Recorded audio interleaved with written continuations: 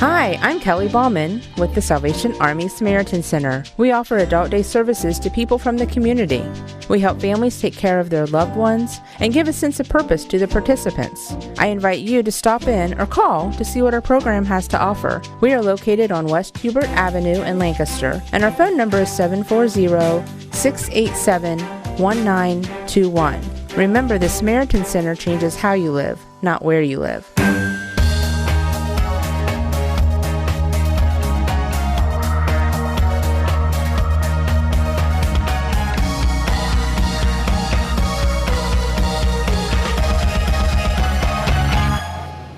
Thanks for tuning in to this edition of Lancaster Perspective. I'm Mike Miller. My special guest today, the Director of Quality Innovation and Planning for Fairfield DD, Ray Schmidt. Hi, Mike. How you doing? Good, buddy. How you doing? Good to be here. It's a good weekend planned. You got things going on? Yeah, we do. We're going to be. Well, first off, we should probably start right off with we got a kickoff meeting here at 4:00 today for the county level levy for issue 8. Yeah, but then Saturday I'm just repairing a pinball machine, so you know. A pinball machine. A pinball machine. Is this one you have, or is this my father-in-law's? Yeah, so it'll be fun. Pinball. I used to play pinball as a kid. We'll talk about that. Yeah. We were talking a little bit off there. You've been with DD for how long now? Oh, it's a weird story, you know. So I started off working in group homes in 1979. And came here right out of college. I graduated from Muskingum. My wife and I met there, and we settled here in 1982. We've been here ever since. But I've been with the county board several different times. So I started off as case manager, and then went into some residential work, and came back as residential director for the county board in the 80s. And then our own son, John, I think you know John, he was diagnosed with autism. And my wife, who was a special educator, we both knew what was going to be required, what was going to be best for him. And so Mary made the sacrifice and stayed home and built our family. And my job became making enough money to support a family on one income.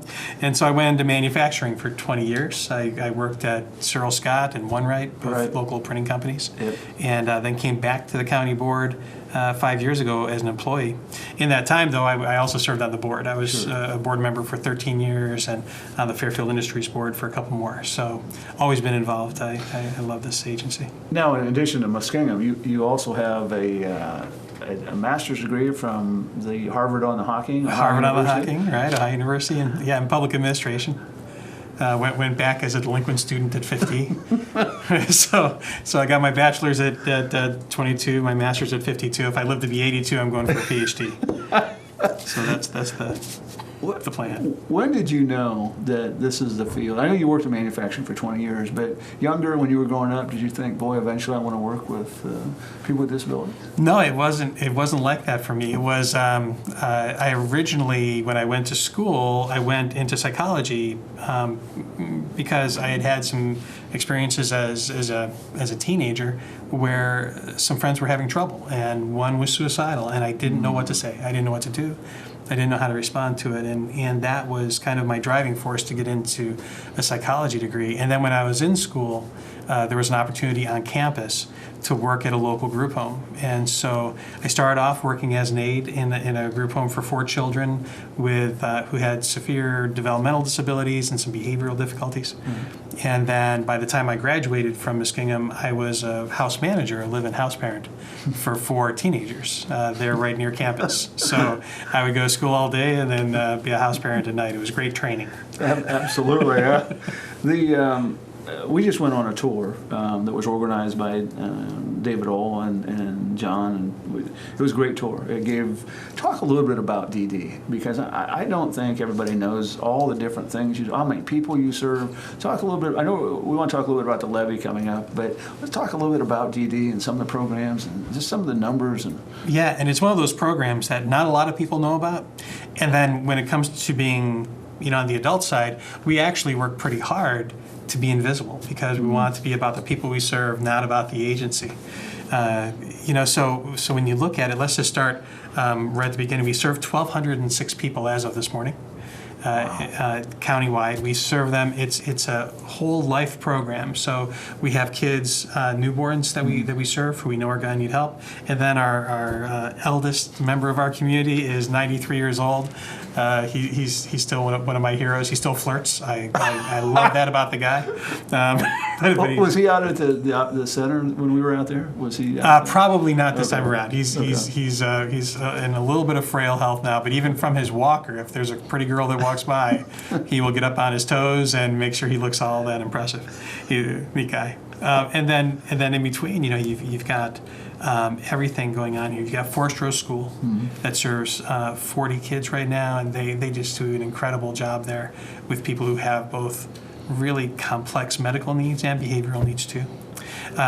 We have the Opportunity Center, which is a wonderful program, serves about 120 people there. That's one thing you talked about 1,206. And in 2005, it was serving 522. Yeah, less than half.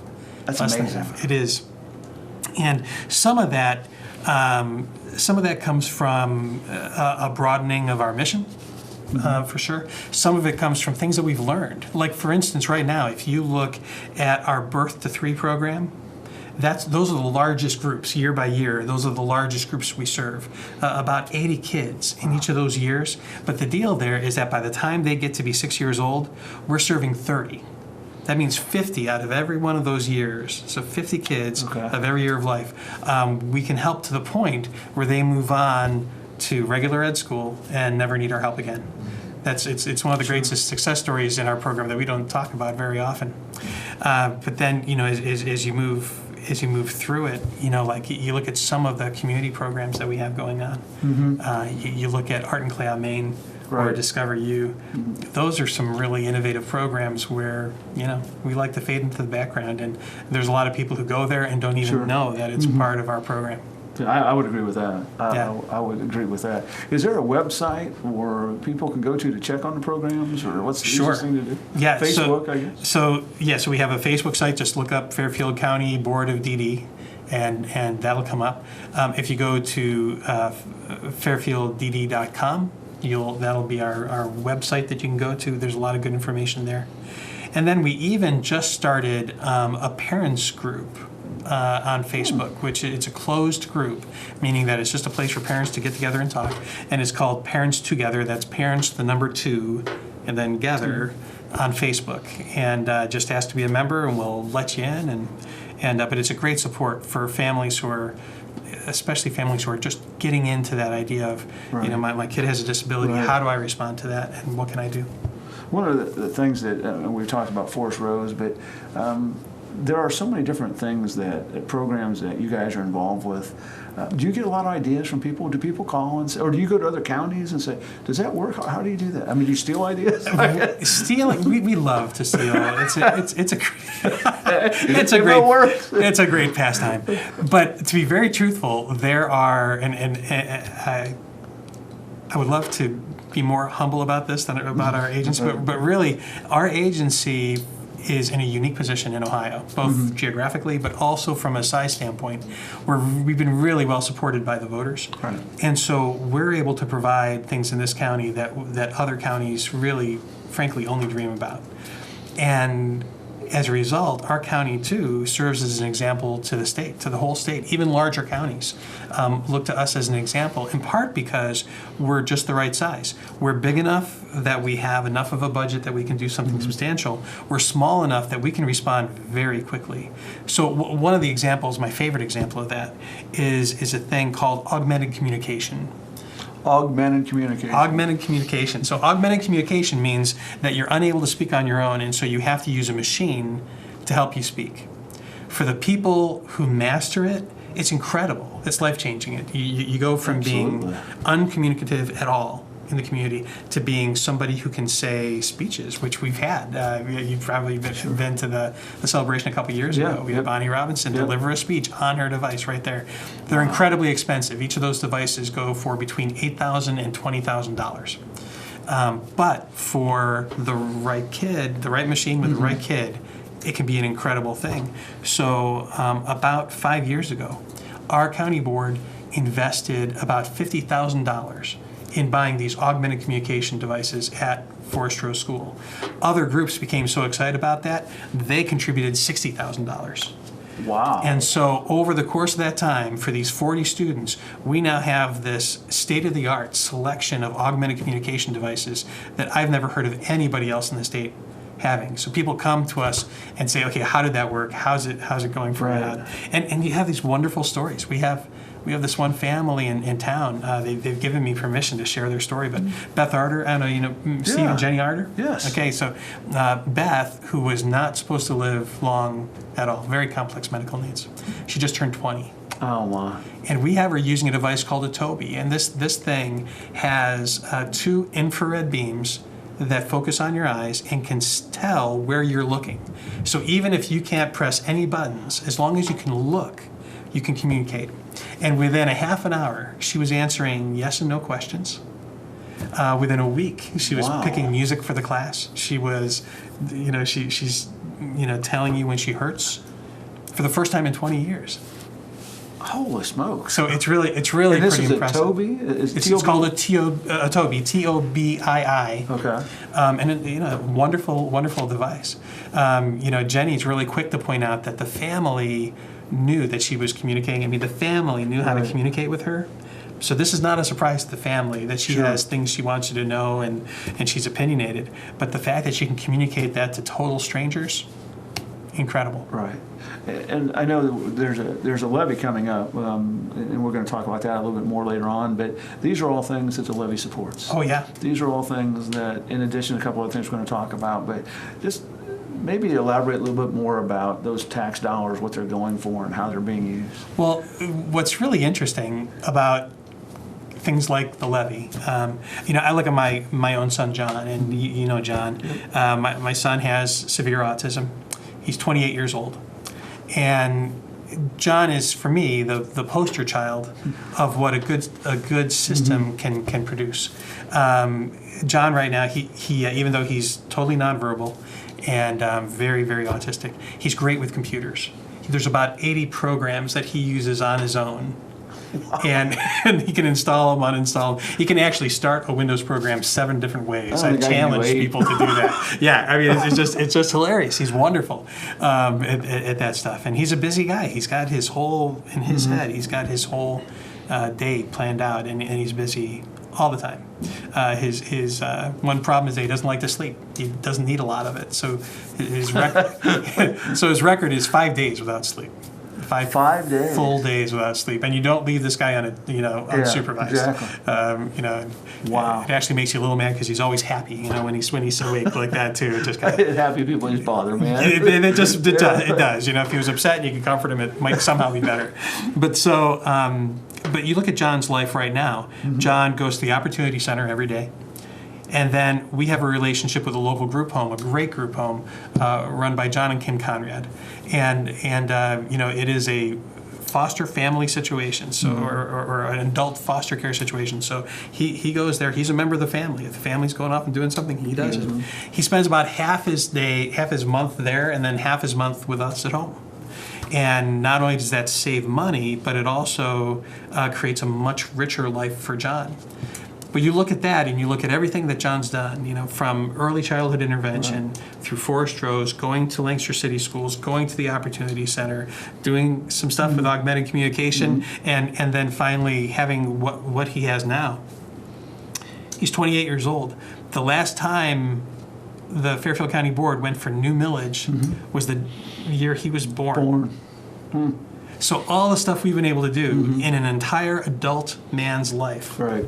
We've been able to stretch those dollars, stretch that budget that we have for him. And I think it needs to be pointed out too that you use a lot of external dollars. You don't. I mean, you get levy dollars and tax dollars, but Medicaid. Talk a little bit about we take those local dollars and we leverage it however we can. And so, $1 worth of taxes from us, we might leverage that 2 or 3 different ways to get as much dollars from any source we can find. Kind of like that augmented communication project that we had. Could the county board have contributed $100,000? Maybe. But I think it's so much more powerful when we commit Sure. And then we allow other groups to join in on the process and be part of that success too. And that's really one of our secrets. We have a great CFO in Beth Seifert, and she's just been wonderful at helping us really control that budget, make those dollars stretch, and then all the other staff at the county board jumping in with great ideas and great partnerships, and it's been the hallmark of what we do well. And now the levy, is it levy 8? Is that? Yep, issue 8. Okay. Yep. And it's, people want information about it, website again, they can go to? Yeah, so they can't get much from our website because Okay. there are laws in right. Ohio That's right. about what we can and can't spend public dollars on. Thank you for inviting me on my lunch hour, by the way. Yeah, Ray is here on his own time. just so there's, officially. it's just officially. So. There is a website for the levy, and that's the Fairfield County DD Levy Issue 8 on Facebook, and then friendsofdd.org on the web. I know we've talked a lot about the programs, but one of the things is employment opportunities. And there's job fusion, the hospitals involved. Talk a little bit about those opportunities. Yeah, there's a lot of things that are changing in the state of Ohio, and one is that a couple years ago, Governor Kasich wrote an executive order declaring Ohio an employment first state. And what that means is that we will consider employment the first best alternative for people with disabilities. It doesn't mean that everybody with a disability works, because that's just not the case.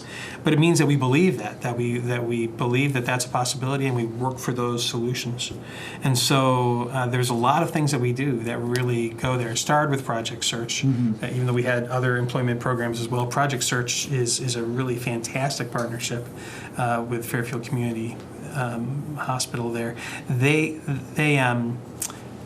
have been a total partner with us in this, and what started as a very small program now has one where almost every department at the hospital wants to be part of this. Wow. Everything from phlebotomists, taking blood samples. Sure. I just like to say the word phlebotomy. And then all the way to the security force, Wow. including being trained on their virtual gun range, which I'm just desperate to try. But it's been a great program. And we had, a couple years ago, we had a really wonderful event happen. And that's that one of our graduates from Project Search had been hired by the hospital and had moved to the point where they were picked as a mentor for the incoming class of Project Search. So neat. that, for me, it's And how long has this been going on with the hospital? How many years has this been? I'm not exactly sure. I think it's like 7 years. Wow. It's been wild, and it's one of Project Search's best operations. So playing off that success, something we started just over 2 years ago was something called Discover You. It's out at the mall, and it's been a wonderful program. What we did there is we looked around and we said, okay, so what are the most effective job training programs around? And what we found for people with disabilities was that you wanted to have a very small group. You wanted it to be very targeted in what they were teaching, and you wanted it to be time limited. It's not the kind of thing where you just come there and you stay forever. So this is a program that comes in, and in less than a year, they take you through all the different things you need to know to work in the retail market. From the very first day, there are internships all over the mall where you get to work on these job skills. You're paid all the way through this, so it's not like this is a volunteer effort. These guys, from the moment they join that program, they're being paid, and they learn they learn both job skills, but then also how to act in a job. What you and I would call soft skills. But it's how can you take a joke at work? How do you work well? How do you communicate both with your coworkers and your manager? All those things are skills that our guys have got to learn. Yeah, absolutely. One of the other programs is the Fairfield Transition Collaborative. Yeah. Talk a little bit about that. So years ago, the problem was that we would get kids graduating from high school, and we had no idea who they were, or what their needs were, or how to work with them. And so, generally speaking, what would happen is you graduate high school and you would go to the Opportunity Center because it's really the only option we had for you. It's a wonderful place to go if that's what you need, but if you need something else, we need to be able to provide that. And so what happened was that this program that's been developed and run by Susan Barnett for years, starts to reach each of those kids that are in need, starting at age 14. And we start to work with them and their families right from the start and figure out, okay, so what is it you'd like to do? Where do you want to be? From my perspective, it's really been an interesting change. I first worked with this group about 5 years ago, and we do this transition weekend where the families come in and we just brainstorm about all the different possibilities. They learn about how to transition from teenager to adult. From a financial standpoint, there's a lot of things to learn there too. The first year I did it, my job was to take all the fathers aside and talk with these guys. The first year, it was really emotional. I told my story, I had them tell theirs, and then for about 2 hours, these guys just dumped all of the emotion that they had, all the worries that they had. It was incredible. Wow. Fast forward to last year, and I do the same thing. I tell my story, they tell theirs, and then they tell me what we have to do to serve their kid, and if we're not going to do it, to get out of their way because they've got a plan, and that's the difference. But in that's the transition. a good thing. Oh, it's a wonderful thing. I'm still a little lonely, but other than that, it's a great thing because the transition program is doing its job, and these people came in. Well, one father had gone to Pickerington schools and convinced them to develop a drafting curriculum because that's what his son was interested in.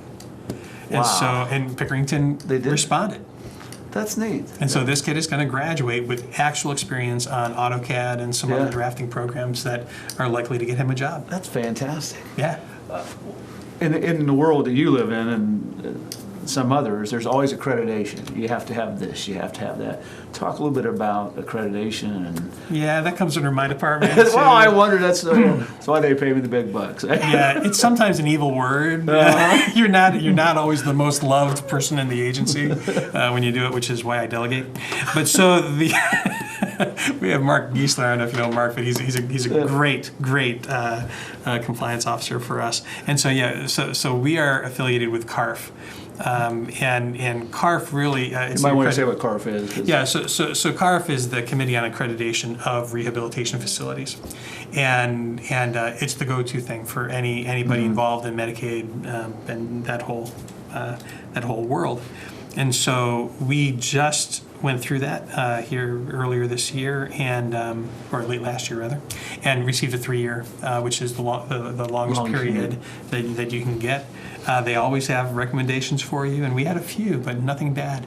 But it's a great program for keeping your organization really in top shape. Was this from top to bottom? They get involved with this, or is this your department does this? No. It's so you have a lot of control then. Yeah, insert evil laugh here. Yes. No. My job's a great job because I get to look at the whole agency. I get to drive some of the innovative practices that we're doing. The compliance. We like to look at it from a quality standpoint. We look at compliance as being the base level. That's where you have to start. Right. Just being legal, being compliant with everything. That's fine. But from there, that's where the innovation starts. Then, above and beyond. We've got just a few minutes left, but I want to go back to the levy for just a little bit. Sure. Just to, all the things we've talked about and all those things, and do you sometimes get people say, "Why should I do that? Why should I vote for that?" Well, and it's not a political statement. I just, No, those conversations happen in my own family sometimes, and we're well served. But just like everybody else, we have, our budget is tight, just like everyone's, and so in our agency, getting that money from the levy, for us, that's a great honor. Sure. It's a responsibility. Being good stewards of that money, making sure we invest it well, making sure that we absolutely take that money and make it work for us, for the community. That's the goal. That's what has to happen in order for this to be successful. All right. And that's issue 8, right? Issue 8.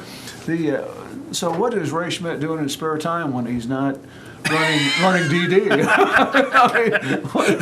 I mean, your son's not. So he's doing his stuff. So. Well, and we should say that in an effort to keep my job, John Picar actually runs DD. I just do what he tells me to. I was going to call him later on. So. Yeah, sure. That's what we do. But no, I have, my family is here in Close. Sarah, my daughter, just started working for the county board earlier this year as a job developer. She's doing great. And my daughter, Anna, who's a senior, just had her senior day with tennis, and she'll be graduating and moving on to some Ohio college yet to be determined. Yet to be determined. And then so my time is with my family. I like playing piano and piano, classical or just no, actually more praise stuff, more praise music. I like to play in church because they have to forgive you there. It's difficult. They have to forgive you. It's right in there. Now do you sing too, or just? Yeah, I do. So yeah, that's. So what do you like? Gospel music or? No, more contemporary Christian. Yeah, that's most of what I do.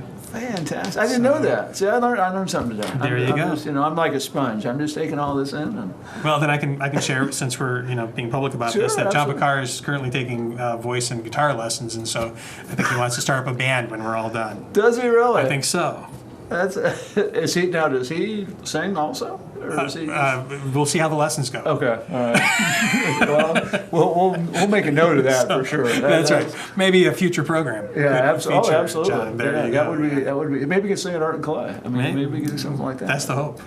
Well, I tell you, Ray, it's been great having you on. I mean, it's just a lot of information about issue 8 coming up, which is the levy for developmental disabilities. And again, website they can go to, or phone number if somebody wants to call. So the website is friendsoffairfielddd.org. Okay. And then you can also get some information from our website, fairfielddd.com. And for a number, actually, if anybody has any questions, have them call me. Okay. My number is 654-4137. Feel free.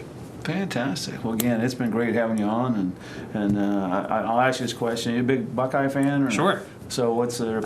Although I have to tell you, I'm the original football widower. My wife is the huge. Oh, fan. Really? I enjoy football. My wife, however, we have to give her extra medication every Saturday just to keep the blood pressure low enough. Okay. I've been there. I know that. Yeah. Well, again, Ray, it's been great having you on. We wish you the best of luck, and hopefully the levy will go okay, and continue the great services you guys do at Fairfield DD. Wonderful. Thanks a lot for having me, Mike. I appreciate it. Thanks for tuning in to this edition of Life's Perspective. I'm Mike Miller, and remember, until we meet again, let's make a difference.